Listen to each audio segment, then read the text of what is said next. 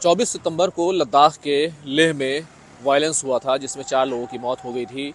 इस वायलेंस का सच क्या है, इसकी इंक्वायरी आज से शुरू हो चुकी है। जो जुडिशल इंक्वायरी का हुक्म, जो ऑर्डर होम मिनिस्ट्री की तरफ से दिया गया था, उसकी आज से शुरुआत हो चुकी है। और ये जो इंक्वायरी है, ये सुप्रीम कोर्ट के ex chief justice BS Chauhan की लीडरशिप में ये होने जा रही है। तो दूसरी तरफ सोनम वांगचुक की तरफ से रिप्रेजेंटेशन एडवाइजरी कमेटी को दिया गया है, जिसमें सोनम वांगचुक की तरफ से कई सारी बातें कही गई हैं। आज इसी पूरे मौजू पर बात करेंगे। मैं हूं खुर्रम शहजाद और आप देख रहे हैं न्यूज़ 18 का डिजिटल प्लेटफॉर्म।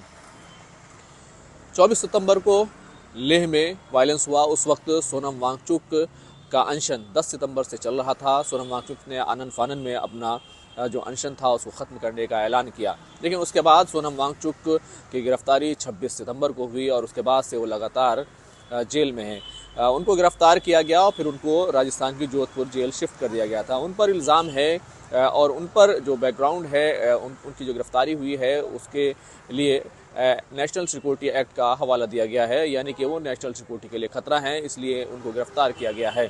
लेकिन दूसरी तरफ इस पूरे मामले को लेकर जो कुछ चलता रहा, उसमें लद्दाख के जो लीडर्स थे वो सोनम वांगचुक की हिमायत में आगे आ गए और सीधे तौर पर उन्होंने जुडिशल इंक्वायरी का मुतालबा रखा, जिसको बाद में होम मिनिस्ट्री ने मान लिया। क्योंकि पहले शुरू में यूटी एडमिनिस्ट्रेशन की तरफ से एक मिनिस्ट्रियल इंक्वायरी का हुक्म दिया गया था, उसका ऑर्डर दिया गया था, जिसको रिजेक्ट कर दिया गया था। लेकिन गृह मंत्रालय ने, होम मिनिस्ट्री ने जुडिशल इंक्वायरी का हुक्म दिया और आज से वो इंक्वायरी शुरू हो चुकी है। तो दूसरी तरफ सोनम वांगचुक को जो सुप्रीम कोर्ट तक उनका मामला गया था, उसमें उसका जो ग्राउंड है उन पर नेशनल सिक्योरिटी एक्ट लगाने का, उसको लेकर तमाम तरह की बातें, और ख़ास तौर से उनकी जो वाइफ हैं गीतांजलि अगमो, वो बहुत सारे सवाल उठा रही थी।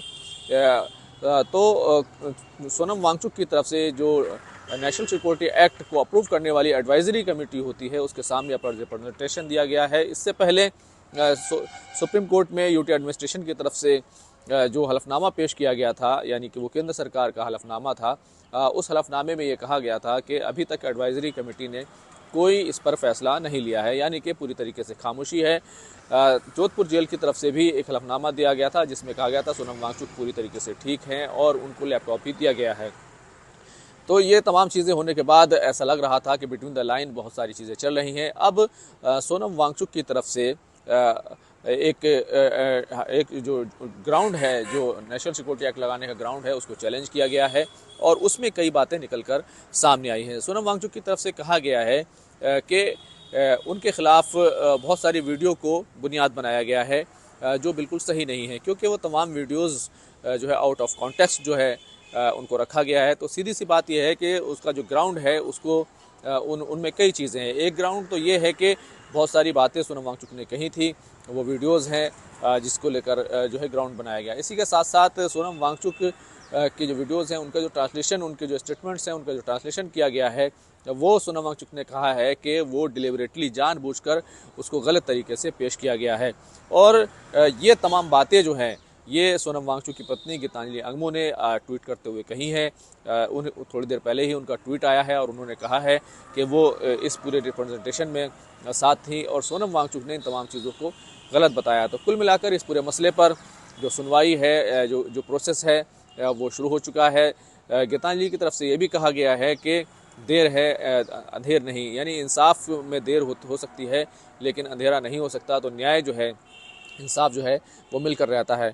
लेकिन अगर इस पूरे पस मंज़र से आगे बढ़कर देखें, तो इस तस्वीर से थोड़ा आगे बढ़कर देखें, तो दूसरी तरफ लद्दाख की जो मांगे थीं उसको लेकर एक बार फिर होम मिनिस्ट्री के साथ बातचीत शुरू हो चुकी है, एक मीटिंग हो चुकी है और उसमें ये लद्दाख के लीडर्स की तरफ से कहा गया कि हमने सोनम वांगचुक को बरी किए जाने की मांग उठाई थी और इसी तरीके से 4 लोग जो मारे गए तशद्दुद और वायलेंस में, उनको लेकर उनको मुआवजा दिए जाने की मांग भी जो है उठाई गई थी। हालांकि इस पर कोई सरकार की तरफ से आश्वासन नहीं दिया गया, लेकिन बड़ी बात जो निकल कर सामने आ रही है कि सोनम वांगचुक ने अपने खिलाफ NSA लगाए जाने के ग्राउंड को वो चैलेंज किया है और उसमें 2-3 बातें जो है वो ख़ास हैं। एक तो ये कि जो वीडियोज़ हैं उनको आउट ऑफ कॉन्टेक्स्ट दिखाने की कोशिश की गई है और जो उनके स्टेटमेंट्स का ट्रांसलेशन किया गया उसको जानबूझकर जो है वो गलत तरीके से ट्रांसलेट किया गया है।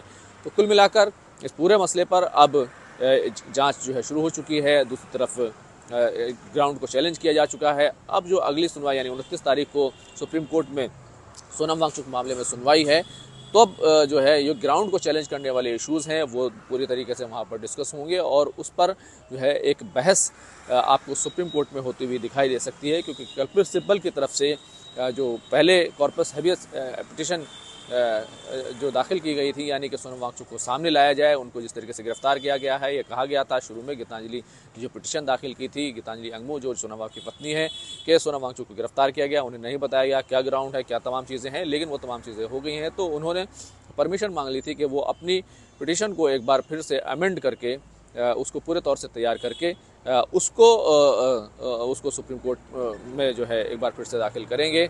29 तारीख को इस पूरे मामले में सुप्रीम कोर्ट में सुनवाई होनी है और अब जो सुनवाई होगी उसमें सीधे तौर पर गीतांजलि अंगमो की जो पिटीशन है, जिस पर कपिल सिब्बल और दूसरे बड़े वकील बहस करने वाले हैं, उसमें ग्राउंड पर जो है पूरी बहस होगी और दलीलें जो है वो रखी जाएंगी कि सोनम वांगचुक कैसे नेशनल सिक्योरिटी के लिए ख़तरा है और जो सरकार की तरफ से वीडियोस और दूसरे तमाम सबूत पेश किए जा रहे हैं वो कैसे ठीक नहीं है, या सरकार की तरफ से कहा जाएगा कि कैसे किस तरह के बयान सोनम वांगचुक ने दिए जिससे नेशनल सिक्योरिटी को खतरा पैदा हो गया। तो कुल मिलाकर इस पूरे मामले में बड़ा अपडेट यही है कि सोनम वांगचुक ने अपने खिलाफ बनाए गए ग्राउंड्स को चैलेंज किया है। खुर्रम शहजाद, न्यूज़ 18, दिल्ली।